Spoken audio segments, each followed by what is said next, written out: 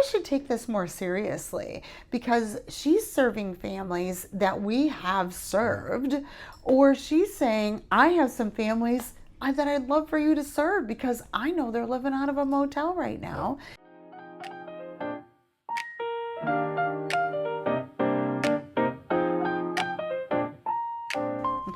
Welcome to Inside the House, a Freedom House Ministries podcast production talking about all things homelessness, the successes and the challenges. We're going to be interviewing guests from Freedom House Ministries, those out in the community, other nonprofits, a holistic view of what is homelessness.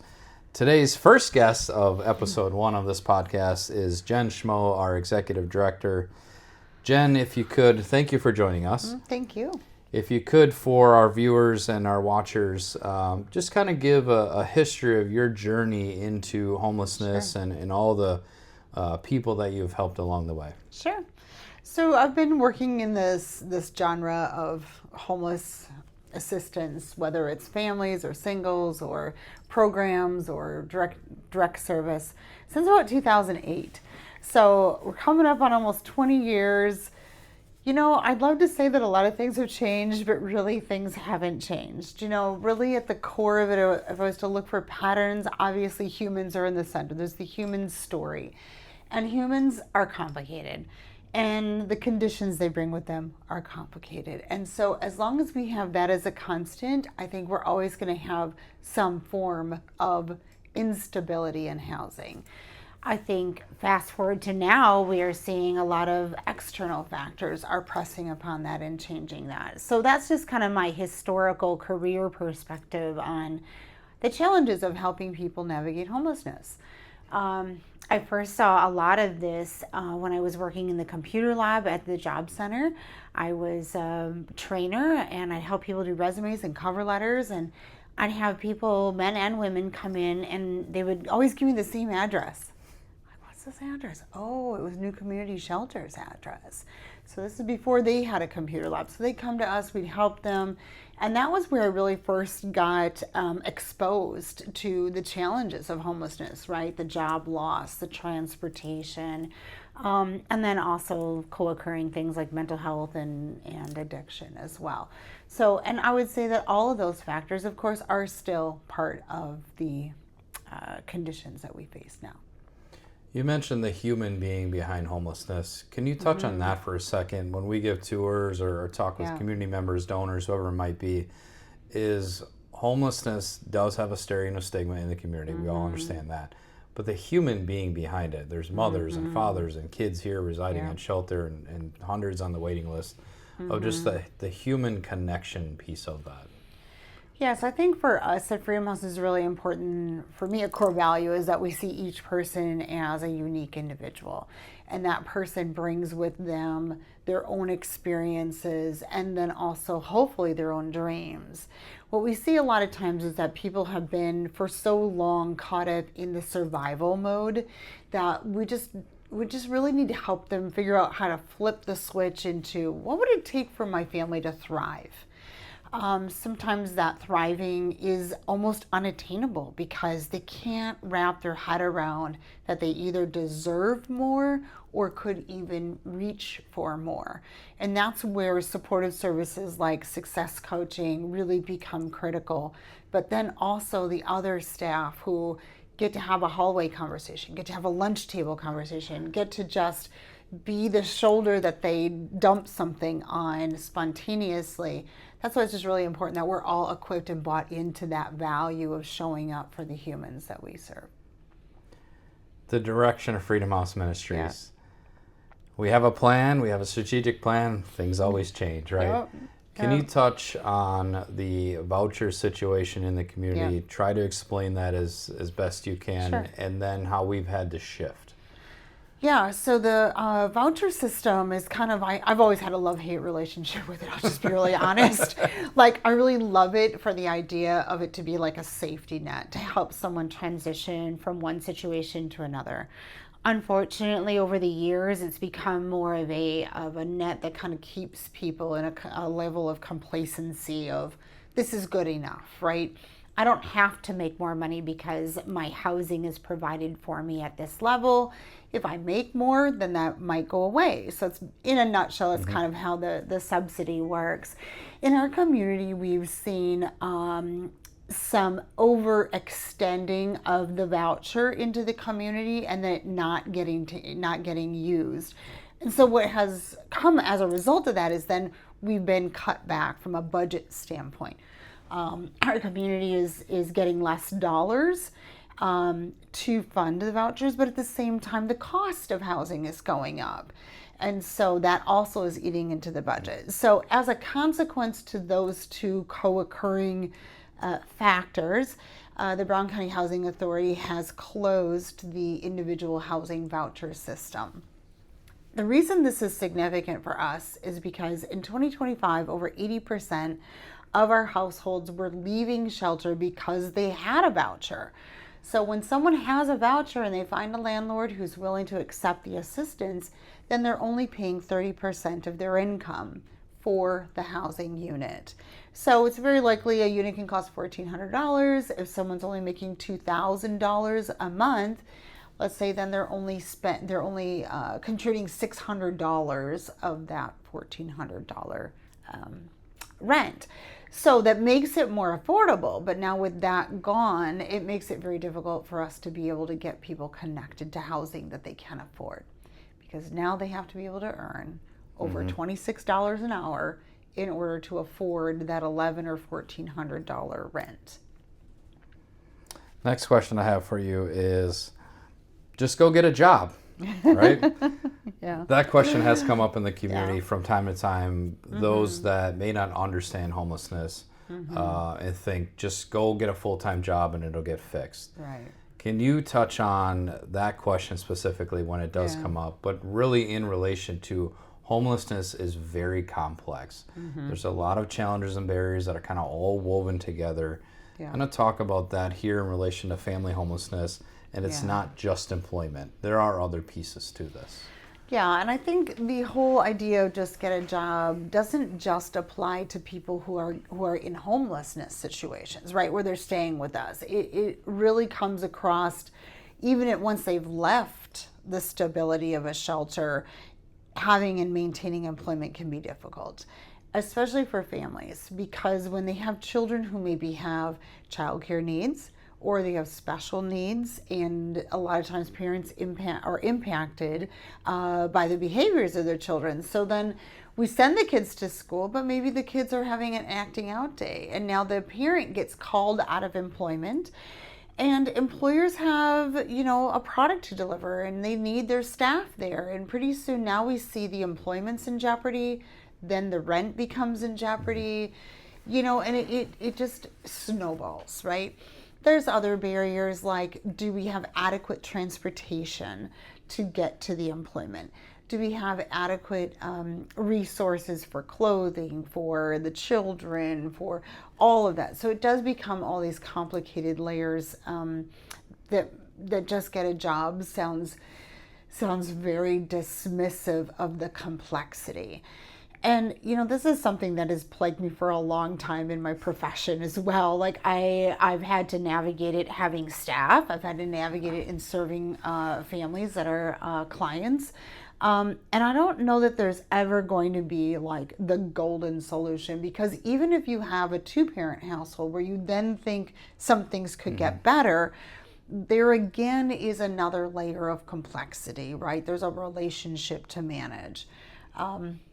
So it's just complicated. My best advice to anyone who has that kind of a thought process about what the solution is, you need to get a little more proximate to people who are experiencing real problems so that your heart can be tenderized for what they're facing.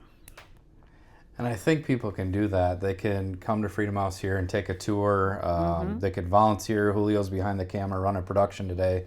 Can you talk about internal to external, just different ways the community can be involved, from our success coaches, not case managers, success coaching, to volunteering, to donating, to just advocating and being connected. There are many different ways to kind of be involved in homelessness. Can you touch on that and maybe ways that you've seen have been very effective? Yeah, so I think you hit the nail on the head. There's obviously lots of different ways, right? I always kind of bucket them into two categories: tasks and heart or relationship, right? Our community is very generous. We have lots and lots of volunteers. We've been known as a community that has a lot of volunteerism, but there's kind of a dividing line about some people are more comfortable just washing windows, washing dishes, showing up, serving a meal. And that's great. We need that. But we also need people who are willing to just come alongside folks and listen to what is going on in their life, develop relationships, be a supportive ear. If we could zoom out and think about, what's going on culturally in our world, it's very, provide for yourself, do for yourself. We've lost that sense of multi-generational caretaking. A lot of people have relationships that have splintered, and so they're not as connected to their families. So they don't have those natural support systems that probably our parents enjoyed, back in the 70s and 80s when we're growing up. It was a different time. And so now we have to look for ways that we can kind of create artificial supports. And some of the best models I've seen with that is leveraging volunteers who have a tender heart. And sometimes it comes from their own journey. They themselves had a journey of broken relationships, not having support, needing that neighbor that could provide the last minute childcare, or the guy across the street that knows how to fix the flat tire. And so those are the kind of volunteers that we are wanting to seek and step into in the next 6 months. We'll be looking for folks that really are looking for volunteer opportunities at a different level. And that is really in the goal of family stabilization. And that's going to be walked out through a collaborative project with Safe Families for Children. They are already equipped as an organization. That is what they do. They recruit and vet and train volunteers. And so through a collaboration with them, we'll be looking to connect people so that we can support these families while here and when they leave. And then ultimately the game is that they have that support once they've left shelter, that the support they got here gets to continue, and then eventually it just folds into that's just how they do life. They just have those supports part of their life, much like we have our natural family supports or friend supports. I think that's one thing I've learned in my time in homelessness is the difficult part is not necessarily being in shelter. It's the after part of being back on your own. Everything you've been taught or learned while in shelter, you now have to do on your own. And I think that's a great point to make, is that it's those relationships and connections that you build maybe while you're here or with volunteers or other organizations to help you while you're out in the community trying to to stand on your own with your head held high. Yeah, there's two things. They call it a service cliff, right? So your services, your support services like you get here, cliff off a little bit. And we're trying to do a better job at that too, to do a little more up to 12 months of frequent contact with the families once they leave. But then there's also the cliff of the financial supports, right? So like your food share support gets impacted, of course, as it should once you get a job, right?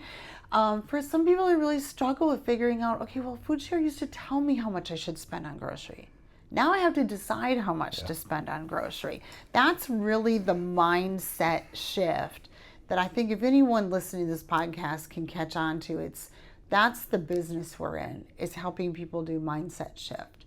Mindset shift about themselves, mindset shift when things change, mindset shift about how they see the world and how they can be a part of that.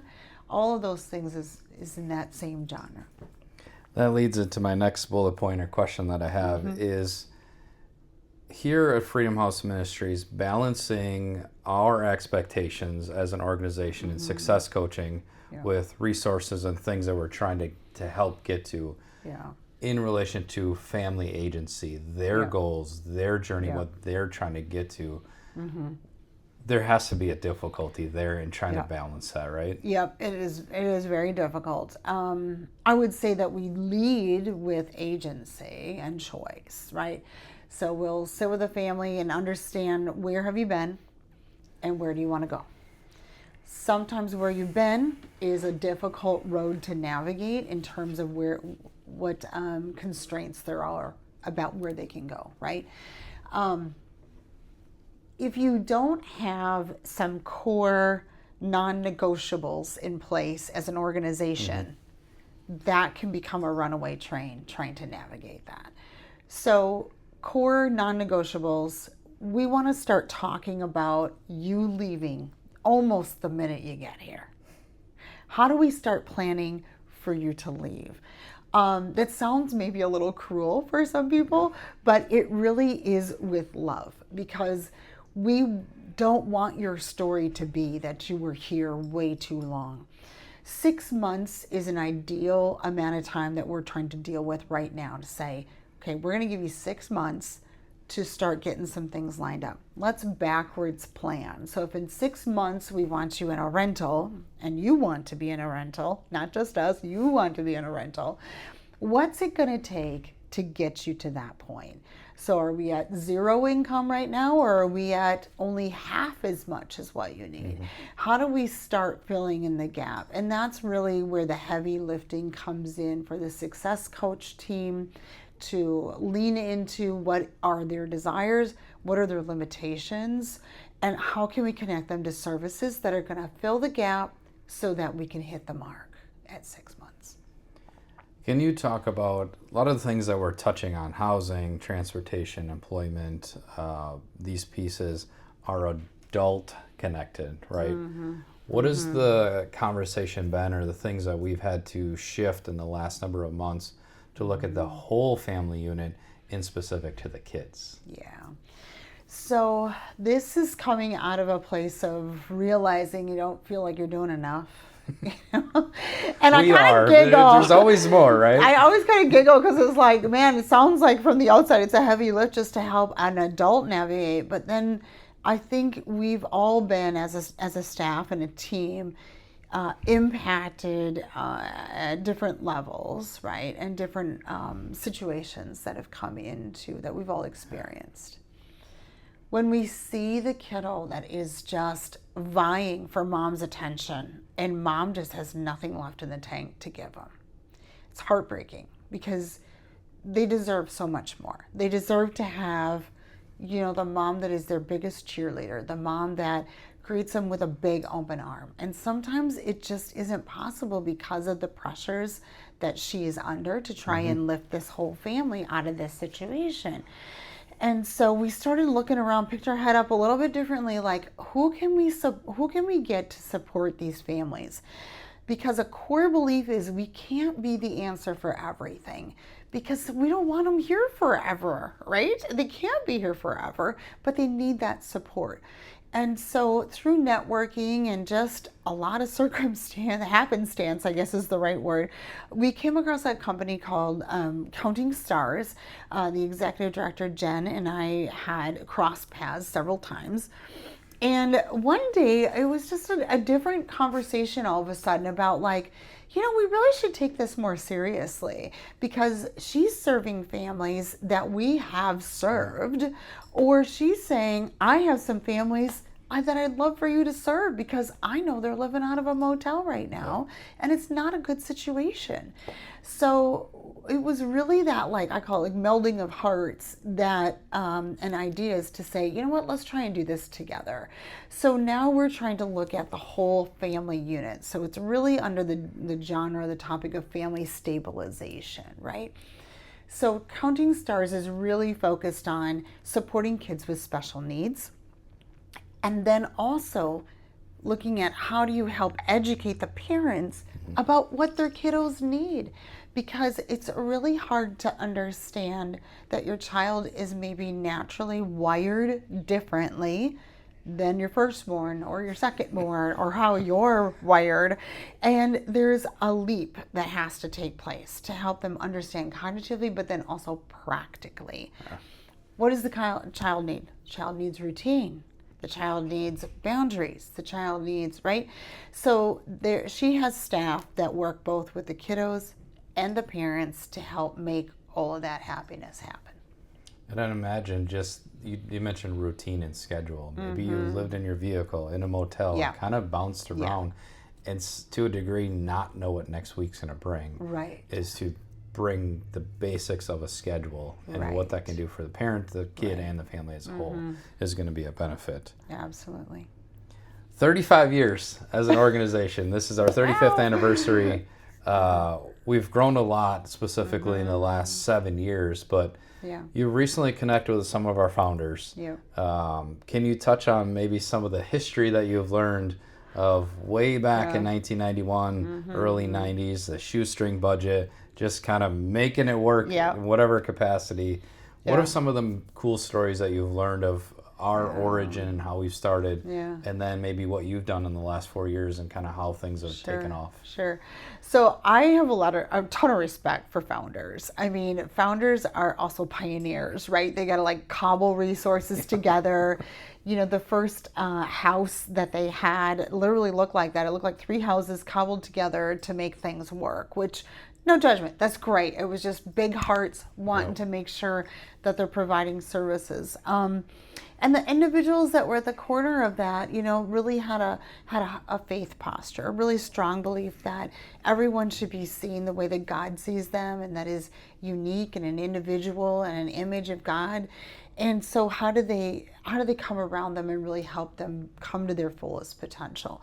So in 35 years, that piece hasn't changed. That is still strong and steady here, that we're honoring people's situation with dignity and love them just like Jesus would, without judgment or contempt, and really help them find the best parts of themselves. And so I think when I look at my own leadership and how I stewarded that, that's probably a piece I'm the most proud of, is that I can say that everyone that sits on our team does a great job at delivering that in the way that people are respected, whether it's resident or client, or even when I see the interactions between staff. It's all in the same genre of just honoring and being dignified. And I just love that part about it. I feel so blessed to be at this intersection. One thing that I learned in talking with one of our founders is that we used to have a church, like an actual church building. And it's out near Denmark. It's on County Highway NN. And ironically, I drive by that church probably two to 3 times per week because I have friends and family in that area. Cool. So it's a really kind of it was a weird full circle moment when Tom and I looked on the map and I learned that that's where it was. And so he just told me stories of how they used to leverage that space they would do church service, they would do picnics, they would just hold gatherings, just creating community, you know. They would invite their neighbors to come and support the mission. They'd invite, obviously, the residents and clients that they were serving at that time. So I think that was a really unique finding. It's now owned by someone not connected with the Freedom House or any founders or whatever. So I thought that was really kind of unique as well. 2 questions for you, Jen, before we wrap this up.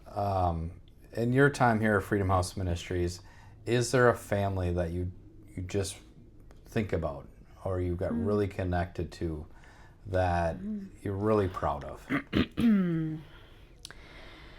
You know, I don't know. I'm going to be honest. Like, it kind of feels like a blur. I can't even believe I've been here over 4 years. And if you think about all the families and the humans that we've served, I think there's always an opportunity to build resiliency with folks. And when you can see that resiliency happen, right?